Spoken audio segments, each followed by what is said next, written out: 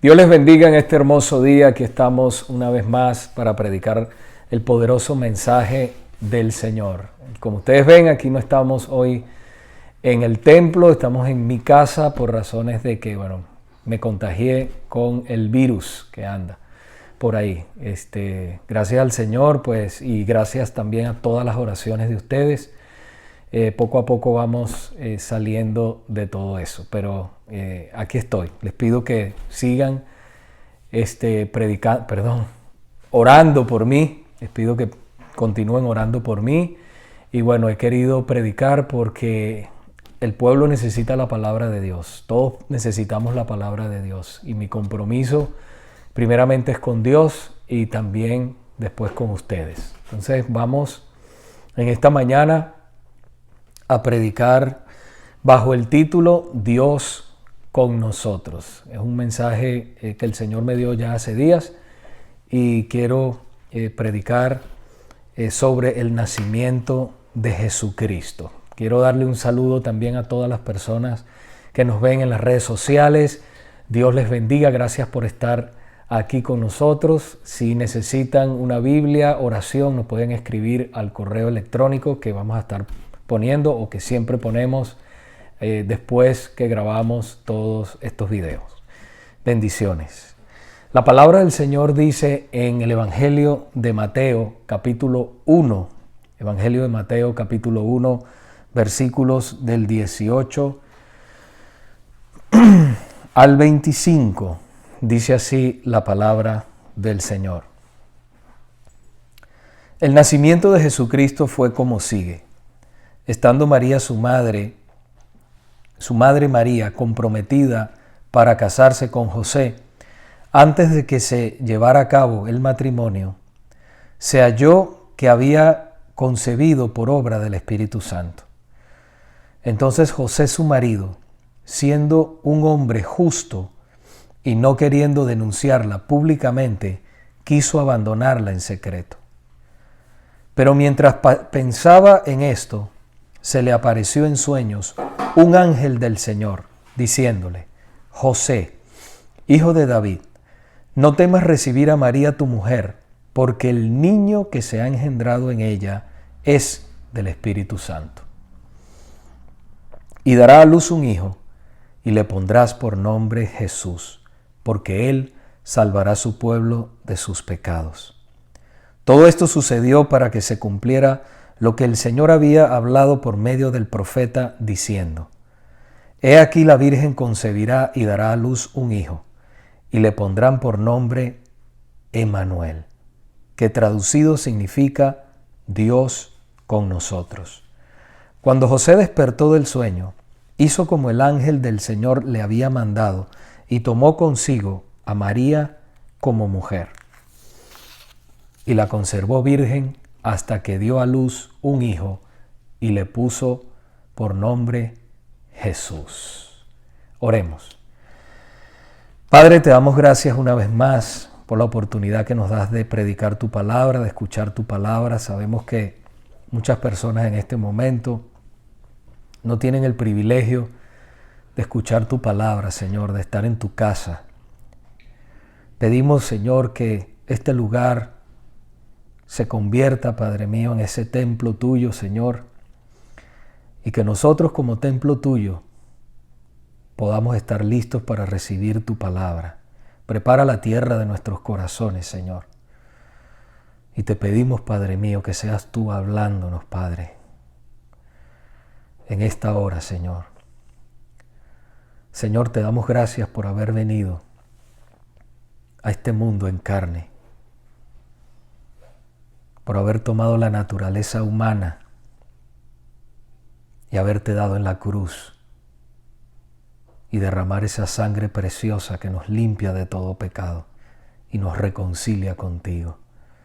Ahora, Señor, en mi debilidad te pido que me uses una vez más, sabiendo, Señor, que yo también necesito de ti, Padre, y necesito de tu palabra. Pido que perdones todo lo que no sea tuyo, que tú sabes que está en cualquiera de nosotros, y que nos permitas, Señor, seguir adelante en todo lo que tú tienes y el propósito que tienes en la vida de cada uno de nosotros, Padre. En el poderoso nombre de Jesús. Y todos decimos amén y amén. Hay una pregunta muy popular que nosotros en esta época de Navidad usamos, o que le preguntamos, o que se usa mucho con amigos, con familiares. Y esta pregunta es: ¿estás listo para la Navidad? En inglés, ¿Are you ready for Christmas? ¿Estás listo para la Navidad? Y eso es como algo muy popular, sobre todo aquí en los Estados Unidos de América, donde nosotros vivimos. La mayoría de las personas normalmente me dicen: no, sí, todavía no he comprado todos los regalos. Los otros dicen: no, todavía no hemos comprado el lechón, el puerco, el pavo, cualquier tipo de comida, ¿no?, que estén preparando. No me he comprado la ropa que voy a usar en Navidad. Y toda esa serie de cosas. Pero siempre me pregunto si en verdad sabrán qué es estar listo para la Navidad. ¿Cómo debemos realmente nosotros celebrar la Navidad y cuál es el verdadero significado de la Navidad? Dar regalos es muy bonito, es bueno. A mí me encantan también los regalos. Preparar las comidas típicas de nosotros también es bueno. Pero no podemos, hermanos, olvidarnos del verdadero significado de la Navidad. ¿Cuál es el verdadero significado de la Navidad? Hoy, con la ayuda del Señor, vamos a ver qué dice la Biblia sobre este importante y único acontecimiento. Es importante comenzar, hermanos, diciendo que el nacimiento de Jesús no fue fácil. Siempre estuvo rodeado de muchos peligros, estuvo rodeado de muchos problemas. Desde antes de nacer, sus padres terrenales enfrentaron grandes desafíos, desde persecuciones, desde situaciones difíciles, hasta también intentos de asesinato por parte del rey Herodes. Una difícil situación realmente enfrentó la familia sagrada. El versículo 18 y 19 que ya leímos dice que el nacimiento de Jesucristo fue como sigue.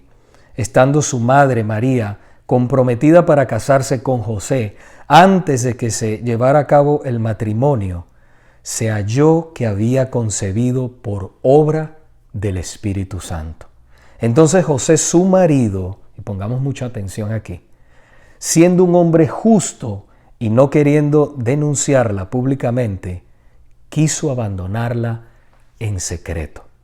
Una situación muy difícil para María. Ustedes imagínense la frustración que sentía o que sentiría María en ese momento.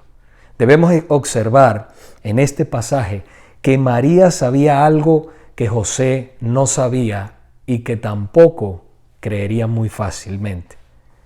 Ella había quedado embarazada milagrosamente por obra del Espíritu Santo. Ningún hombre la había tocado. El mismo Dios había hecho el milagro de concepción en el vientre de María. El ángel Gabriel le había dicho en el Evangelio de Lucas, capítulo 1, versículos del 31 al 33, que quedaría embarazada y daría a luz un hijo, y le pondría por nombre Jesús, porque él salvaría a su pueblo de sus pecados. María le preguntó al ángel: ¿cómo será esto, puesto que soy virgen? El ángel le respondió: el Espíritu Santo vendrá sobre ti, y el poder del Altísimo te cubrirá con su sombra. Lucas capítulo 1, versículo 35. Ahora, el problema estaba en que María estaba comprometida con José para casarse. Y en aquella época, cuando una pareja se comprometía, era como si estuvieran casados. Pero lo único era que no podían tener relaciones íntimas. Inclusive, casi no se podían ni ver hasta el momento de la boda religiosa.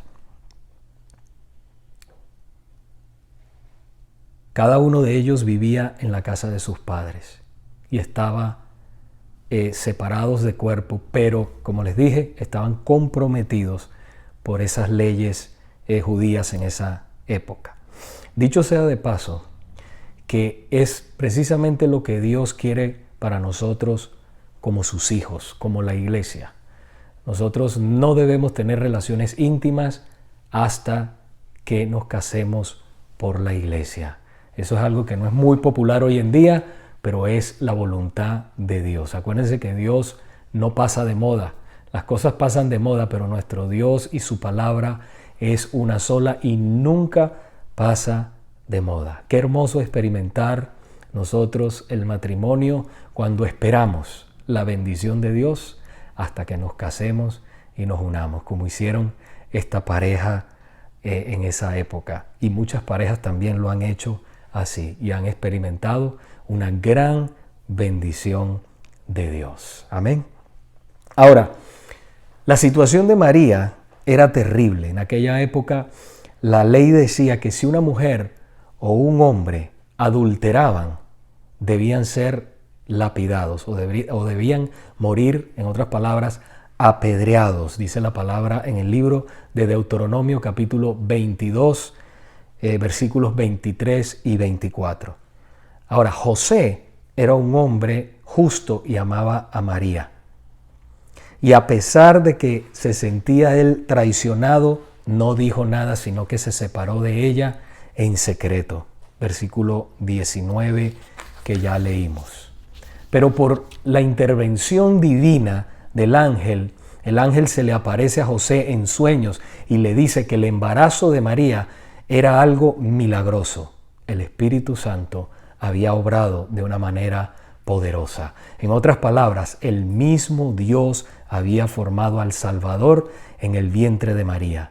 Cuando José se despertó, obedeció al ángel y se reconcilió con su mujer María. Así Dios interviene y salva esta relación y María de también ser asesinada a piedras, porque esa era la ley, como ya dijimos. Hermanos, por más obstáculos que hayan, siempre Dios cumple sus propósitos. Nada, absolutamente nada puede frustrar los propósitos de Dios. Dios estaba en todo el asunto, como ha estado desde el principio y estará hasta el final. Dios tiene un plan perfecto y nada puede frustrar los planes de Dios. Por otro lado, es interesante saber que antes que sucediera todo esto, los profetas del Antiguo Testamento, muchos años antes, habían profetizado no solamente el nacimiento de Jesucristo, sino también su muerte y su resurrección. Ellos hablaron de su venida. Por ejemplo, el profeta Isaías, sus escritos son muy importantes y especialmente de la venida de la venida de Jesucristo. En Isaías capítulo 7, versículo 14 dice: por tanto el Señor mismo les dará esta señal: una virgen concebirá y dará a luz un hijo, y le pondrán por nombre Emmanuel, que significa Dios con nosotros. También en Isaías capítulo 9, versículo 6 dice: porque un niño nos ha nacido, un hijo nos ha sido dado, y la soberanía reposará sobre sus hombros, y se llamará su nombre Admirable, Consejero, Dios poderoso, Padre nuestro, Príncipe de paz. Isaías también, hermanos, predijo cómo Jesús iba a morir y por qué iba a morir. En Isaías capítulo 53, versículos del 4 al 7 y versículos 9 y 12, voy a leer de la Nueva Traducción Viviente, dice así: sin embargo, fueron nuestras debilidades las que Él cargó, hablando de Jesucristo. Fueron nuestros dolores los que lo agobiaron, y pensamos que sus dificultades eran un castigo de Dios, un castigo por sus propios pecados, pero Él fue traspasado por nuestras rebeliones y aplastado por nuestros pecados. Fue golpeado para que nosotros estuviéramos en paz. Fue azotado para que pudiéramos ser sanados. Todos nosotros nos hemos extraviado como ovejas. Hemos dejado los caminos de Dios para seguir los nuestros. Sin embargo, el Señor puso sobre Él los pecados de todos nosotros. Él no había hecho nada malo y jamás había engañado a nadie. Pero fue enterrado como un criminal. Fue puesto en la tumba como de un hombre rico. Yo le rendiré los honores de un soldado victorioso, porque se expuso a la muerte. Fue contado entre los rebeldes. Cargó con los pecados de muchos e intercedió por los transgresores. Qué tremenda palabra del Señor. Aquí nosotros, hermanos, podemos ver qué tipo de muerte iba a sufrir, cómo Jesús cargaría con nuestros pecados en la cruz y cómo sería maltratado por los pecadores. Y todo esto lo profetizó Isaías 700 años antes del nacimiento de Jesucristo. Además de su muerte, también se predijo su resurrección de entre los muertos.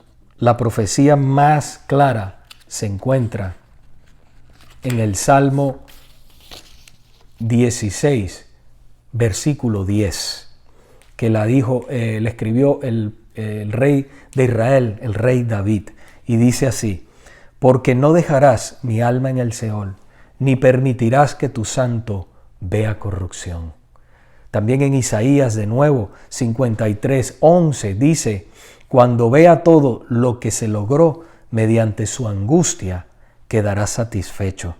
Y a causa de lo que sufrió, mi siervo justo hará posible que muchos sean contados entre los justos, porque Él cargará con todos los pecados de ellos. Hablando de Jesucristo y otra vez de su sacrificio en la cruz. Qué tremendo lo que hizo nuestro Señor. Es un plan divino, es un plan precioso. Yo cada vez que veo todas estas cosas digo: Señor, qué tremendo que tú desde antes de la fundación del mundo también ya nos habías escogido a nosotros, tus hijos, y también tenías el plan de venir a este mundo en el tiempo preciso, en el momento preciso, para morir en la cruz del Calvario y reconciliarnos contigo a través de ese sacrificio precioso. Gloria a Dios. Amén.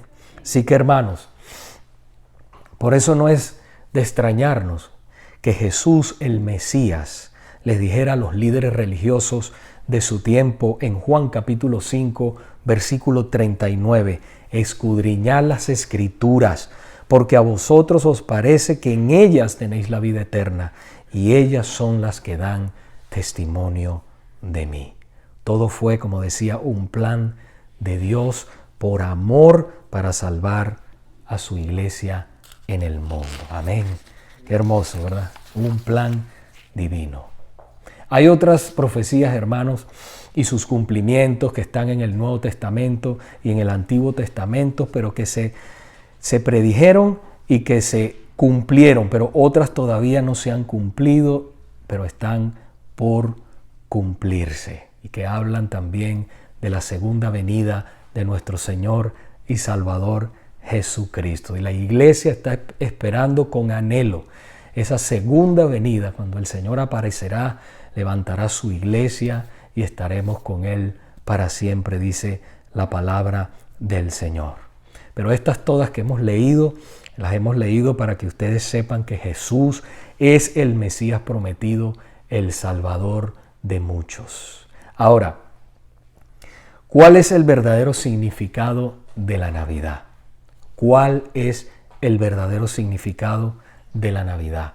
Definitivamente no es Santa Claus o San Nicolás, como también lo dicen por ahí, o el gordito barbudo, ¿verdad?, al que se le piden los regalos, ¿verdad? Todas esas cosas son bonitas, todos los adornos de la Navidad y todo eso, pero todo eso no es la Navidad. Todas esas cosas son, ¿verdad?, una fantasía. como todos los cuentos de hada. El verdadero significado de la Navidad es la encarnación de Jesús. Jesús es la personificación del amor de Dios, la expresión máxima de su pasión por sus escogidos, su iglesia, sus hijos sobre la faz de la tierra. Esa es la verdadera Navidad. Ese es el verdadero significado de la Navidad. Por eso dice en su palabra, porque el Hijo del Hombre, Jesús, ha venido a buscar y a salvar lo que se había perdido. Lucas 19:10. El muy conocido versículo, hermanos, bíblico, dice en Juan 3:16 y 17, porque de tal manera amó Dios al mundo que ha dado a su Hijo unigénito, para que todo aquel que en Él crea no se pierda, mas tenga la vida eterna. Porque Dios no envió a su Hijo al mundo para juzgar al mundo, sino para que el mundo sea salvo por Él. El problema está en que el mundo lo rechaza y por eso se pierde.